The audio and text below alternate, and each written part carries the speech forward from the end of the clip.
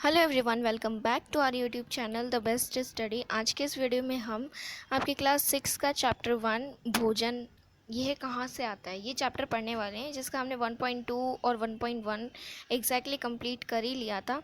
और अब हम आपका 1.3 करने जा रहे हैं, ठीक है, जिसमें हमें ये बताया गया है कि भोजन के रूप में पौधे के भाग और जंतु उत्पाद।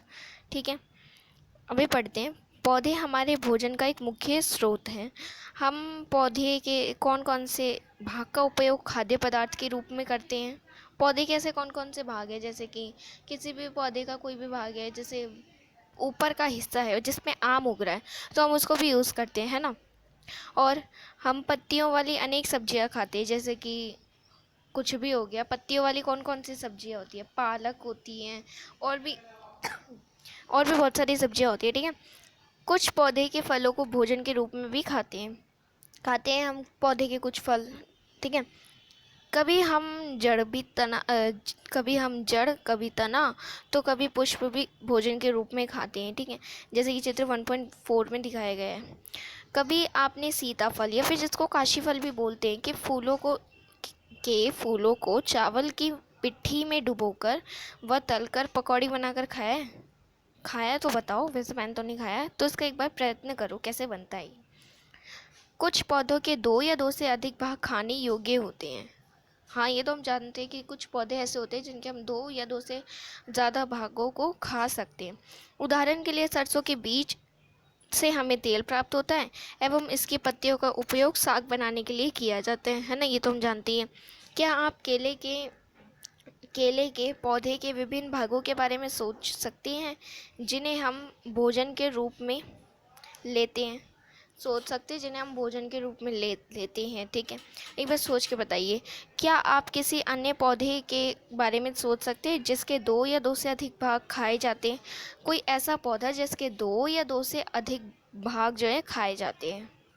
तो अब यहाँ पे आपको क्रियाकलाप नंबर 4 दिया गया है, जिसके अंदर हमें कहा गया है सारणी 1.3 में सूचीबद्ध सभी खाद्य पदार्थों में से उन संघटकों को छांटिए जिनका मुख्य स्रोत पौधे हैं। तो ऐसे उन पदार्थों को छांटिए जिनका मुख्य स्रोत पौधे हैं। जैसे कि हमें पत्ते कहाँ से मिलते हैं, पौधों से ही मिलते हैं। मतलब जैसे कि पालक कहाँ से मिलता है, हमें पौधों से ही मिलता है। 1.3 में हमें बोला गया था ना करने को, कहाँ गई, वहाँ पे गलती से आई थिंक 1.3 लिख दिया, क्योंकि 1.3 की कोई सारणी है ही नहीं, 1.2 की है।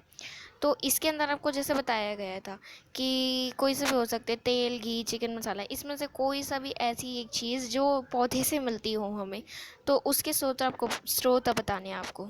अब हम पढ़ते हैं सारणी नंबर 1.4 भोजन के रूप में पौधे के भाग। भोजन के रूप में पौधे के भाग हम पढ़ेंगे। खाद्य पदार्थ के मुख्य स्रोत की तरह पौधे, जैसे कि बैंगन का भरता।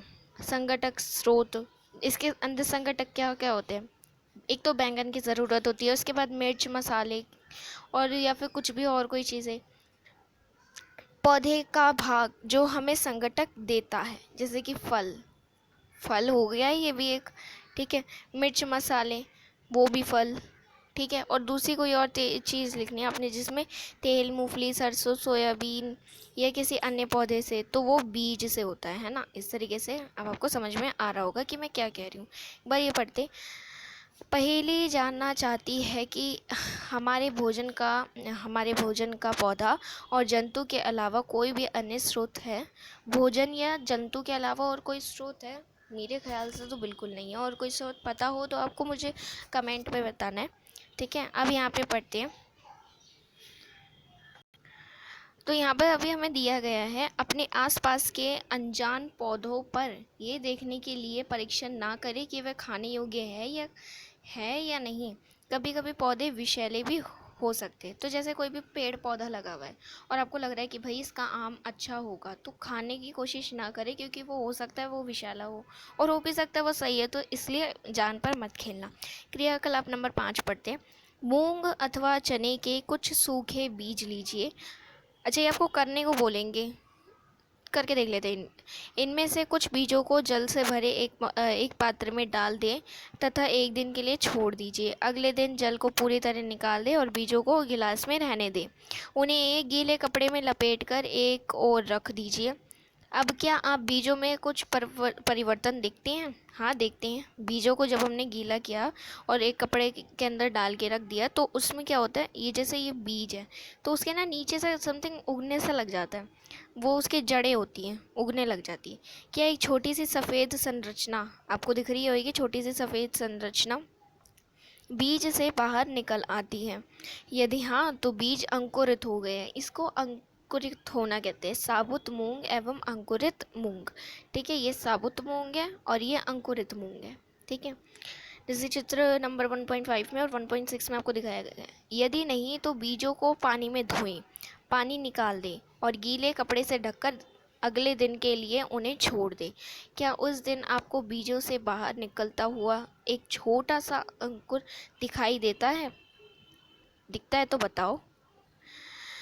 अंकुरों को सावधानी से धोकर आप इन्हें खा भी सकते हैं, ठीक है। मतलब इसी समेत खा भी सकते हैं। ये उबाले भी जा सकते हैं। इनमें कुछ मसाले मिलाने पर खाने के लिए एक स्वादिष्ट अल्पाहार तैयार हो जाता है। कुछ मसाले मिला लो और फिर ये बड़े टेस्टी से कुछ चीज़ें बन जाती है, ठीक है। तो अभी यहाँ पे पढ़ते हैं। अब चने के बारे में हमें दिखाया गया है। तो पहले तो मूंग दाल का दिखाया गया था, अब चने के बारे में। ये चना है और अंकुरित चना ये है, ठीक है। क्या आप जानते हैं कि शहद कहाँ से आता है या यह कैसे उत्पादित होता है? उत्पादित मतलब बनता है, ठीक है। क्या आपने एक मधुमक्खी क्या आपने एक मधुमक्खी का छत्ता देखा है? देखा तो होगा ही आप सबने कि मधुमक्खी का छत्ता कैसा दिखता है। जहाँ बहुत सी मधुमक्खियाँ भिनभिनाया करती हैं।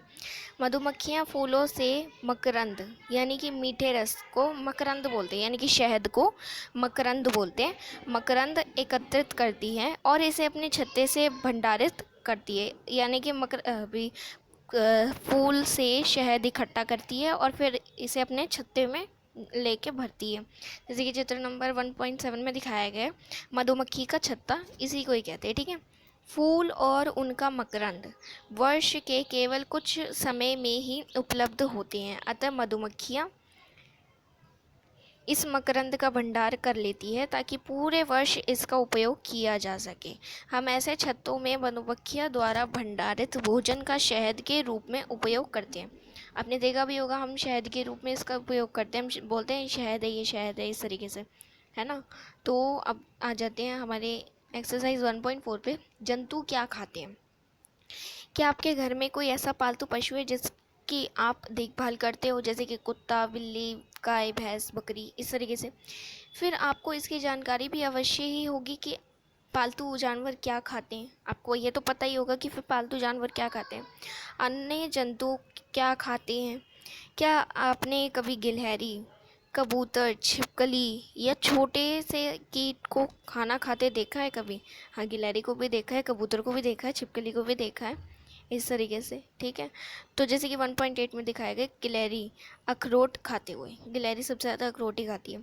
सारणी 1.5 में अनेक जंतुओं के नाम लिखे हैं। इनमें से कुछ जंतुओं द्वारा खाए जाने वाले भोजन भी लिखे हैं। सारणी में रिक्त स्थानों की पूर्ति करनी है अब आपको। जैसे कि ये यहाँ पे पूरी आपको सारणी दी गई है, तो अब आपको इसमें बताना है, इस सारणी में आपको बताना है कि भैंस क्या खाती है।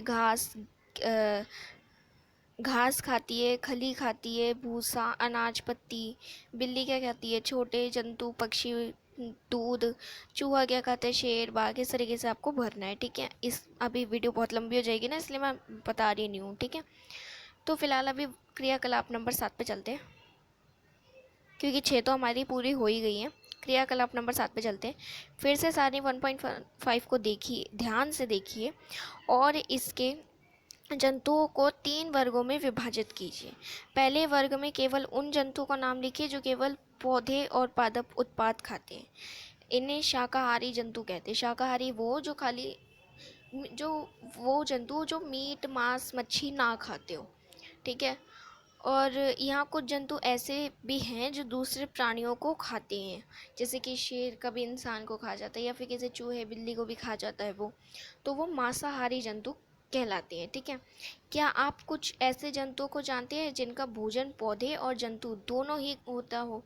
मतलब उस जो जो ऐसा जानवर जो पौधे और जंतु दोनों ही खाता हो, ऐसे वर्ग इन्हें तीसरे वर्ग में रखिए। इन्हें सर्वाहारी कहते हैं। अब आप इन्हें सारणी 1.6 के अनुसार 3 अलग अलग वर्ग में लिखिए। अब आपको ये बताना है कि शाकाहारी जैसे गाय हो गई, गाय क्या खाती है? मांसाहारी जैसे शेर हो गया, शेर क्या खाता है? सर्वाहारी जैसे कौवा हो गया, कौवा क्या खाता है? वो मीट भी खा लेता है अगर किसी का पड़ा होता है, और अगर उसको कोई बर्फ़ी वर्फ़ी भी दोगे तो वो भी वो खा ही लेता है। तो बच्चों, ये था आपके इस वीडियो का, इस चैप्टर का एक्सप्लेनेशन जो हमने सेकंड पार्ट में कंप्लीट किया है। अब आगे का एक्सप्लेनेशन हम पार्ट नंबर 3 में कंप्लीट करेंगे। और वीडियो अच्छी लगी तो वीडियो को लाइक कर देना, शेयर कर देना, चैनल सब्सक्राइब कर देना। और मैं मिलती हूँ आपसे नेक्स्ट वीडियो में, पार्ट नंबर 3 में। तब तक के लिए चलते, take care and bye bye.